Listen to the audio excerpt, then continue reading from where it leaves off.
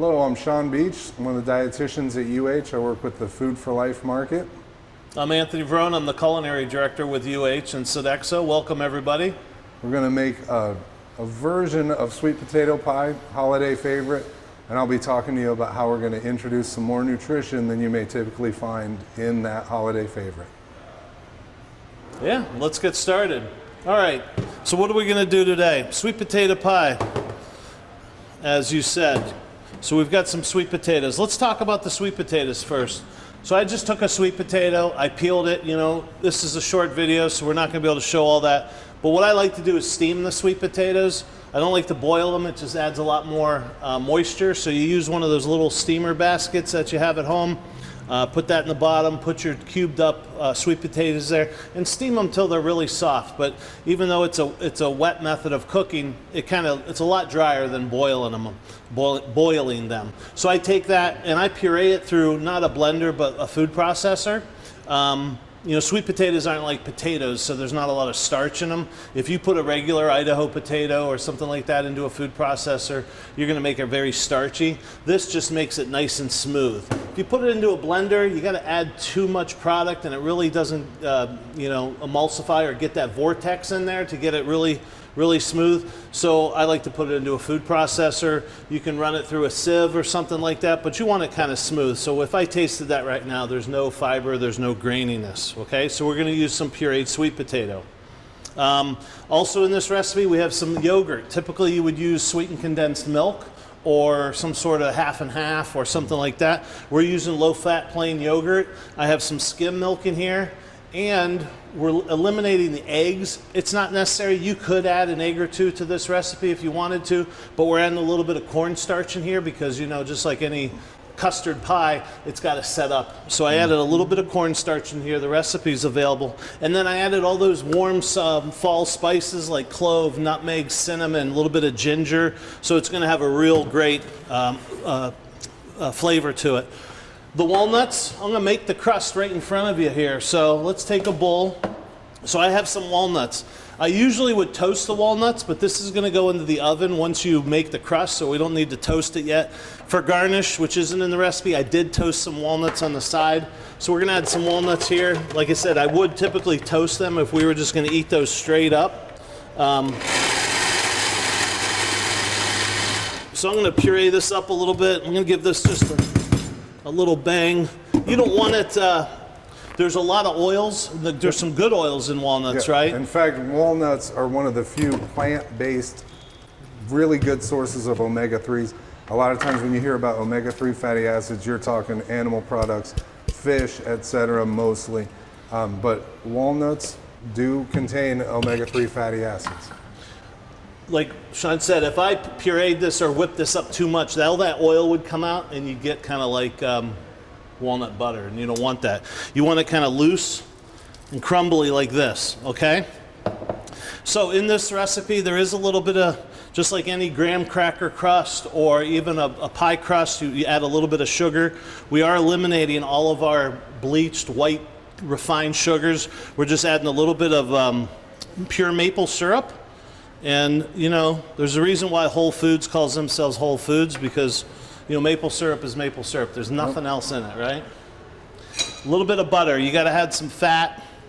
I do add a little bit of butter in there, not a lot. And then I'm just going to mix this up. Okay? And then just like a graham cracker crust, you want it moist but not too moist. You take that and you kind of want to put it between your hands, and if it holds together like that, you're looking pretty good. So let's set that aside. Then I just take a pie pan and I pat it down. Bake it for about 6 to 7 minutes in a 375-degree oven, and it gets nice and firm. If you don't bake it and then you pour the custard in there and you try to pull the pie out, all that crust is just going to fall apart. Okay, so we have our crust. I did add a little bit of salt to the top of it because I think walnuts and salt go really well together. So again, pat it in there, get it nice and evenly dispersed, bake it at 375 degrees for about 7 minutes. Okay, let's make our filling. And then we're really going to bake it, and I'm going to show you how to cook it, or show you how to cut it up here. Obviously the pie is going to take about 15, 18, 22 minutes So we're not going to see the whole process, but I do have one cooked already. So there's our sweet potatoes that I mashed up. I'm going to get that in our bowl. And like I said, what's in here? The yogurt, low-fat plain yogurt, the cornstarch, the skim milk, and then all my spices. Did I miss anything? A little bit of salt. So I'm going to add that in there. Whisk this up. You want to get this nice and smooth. Oop. Everything incorporated, and this is measured, so I'm just going to pour it all in there.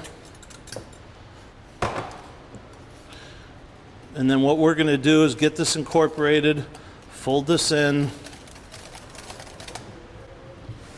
wipe up a little bit.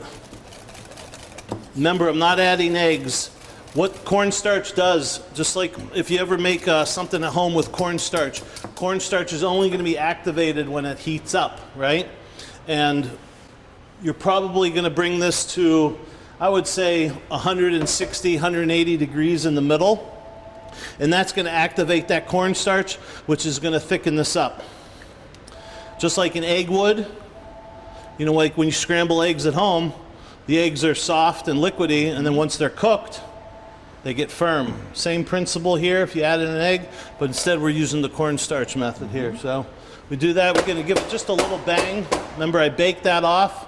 We're going to chuck this in a 350-degree oven. We want to test it. You want to jiggle it about 15 to 18 minutes. And if you notice just a slight jiggle in the middle, give it just a little bit longer and it should be done. But you don't want it to be too jiggly, okay? All right, so let's get our plate here. And I'm trying to eliminate, let me get my pie that I already baked. And I made some whipped cream. I didn't add any sugar to the whipped cream because we're going to garnish this just with a little maple syrup. So there's the pie. You can see, well, it's not jiggly now. All right, so we're going to cut this, and there's a couple tricks to cutting a pie, which I like. I like to cut it right in half because you want especially at a holiday, right? You don't want pie slices being all uneven. Mm-hmm. So I try to eye it right in the middle, and I use a sharp knife, and I go right in the middle, all right? And then I wipe my knife. And I'm going to turn it, go right in the middle again, and typically on a 9 to 10 inch pie, you're going to get 8 servings. You could cut it smaller, but we're going to do 8. Because you see how I'm just having it every time, right? And that gives you nice, even. You don't have to fight grandma for the biggest piece. Or if you cut it like right here and then you start cutting, you're going to end up, it's going to be a mess. So I just cut it in half every which way, and you get nice 8 even pieces. Okay, so let's set this aside. Remember, no sugar in here. Let me grab a spoon.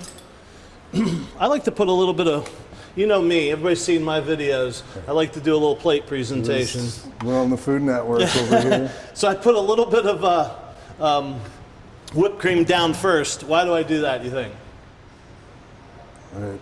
It won't slide. There you go. That's right. It won't slide. Let's pick the best looking one. So you will fight grandma for the best looking one. All right, look at that.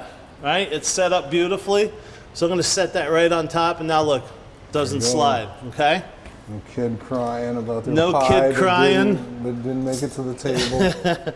And again, you could just put a dollop on there, but I'm just going to give it a little, try to smooth it out a little bit. Remember, no sugar, nothing in there. A little bit on top. Kind of looks like Cool Whip, doesn't it? It looks better than Cool Whip. Yeah. It tastes better than Cool Whip, believe me. And then remember, there's no sugar in there, so I'm going to drizzle just a little bit of maple syrup on top. Yeah. And then these toasted nuts. I put these on a sheet tray or a pan. I chucked them in an oven for about 5-6 minutes till you start smelling some fragrance. And I'm just going to hit the top like that with a little bit of crushed walnuts, kind of emphasize the crust. And there you go. Right. Sweet potato pie with a walnut crust, maple syrup, whipped cream. Yeah, and this, I mean, honestly, I've never eaten a piece of sweet potato pie. I'm going to eat one here in a second. Oh, he's going to eat one right now. Yeah, but there's nutrition incorporated because a lot of times when you're eating a regular pie, the the pie crust itself is kind of inert. It's just calories. There's no real nutritional value to it. So we introduced more of that nutritional value with the walnuts in the, in the crust. And then, as Tony said, we're just using, if you leave out some of those ingredients, like you can substitute plant-based ingredients for the dairy that were in here, and you could end yourself up eating vegan if that's the way you wanted to go. Gluten-free because of the way that we didn't use flour on the crust. So there's a lot of little tweaks that you can even do to this to adhere to even a more restrictive dietary pattern than, if you have to have something for somebody who quote-unquote can't eat anything, this would actually be a good spot for that. A lot of nutritional value in here. Good point. And I did actually bring a can of coconut milk to show you, but I forgot to bring it out. Coconut milk would work great in replacement of the skim milk, as well as the plant-based yep. Greek yogurts and sour creams. Exactly. And things like that. And they even sell plant-based yogurt, would work great. It's that cornstarch that's really going to hold it together. So that's it.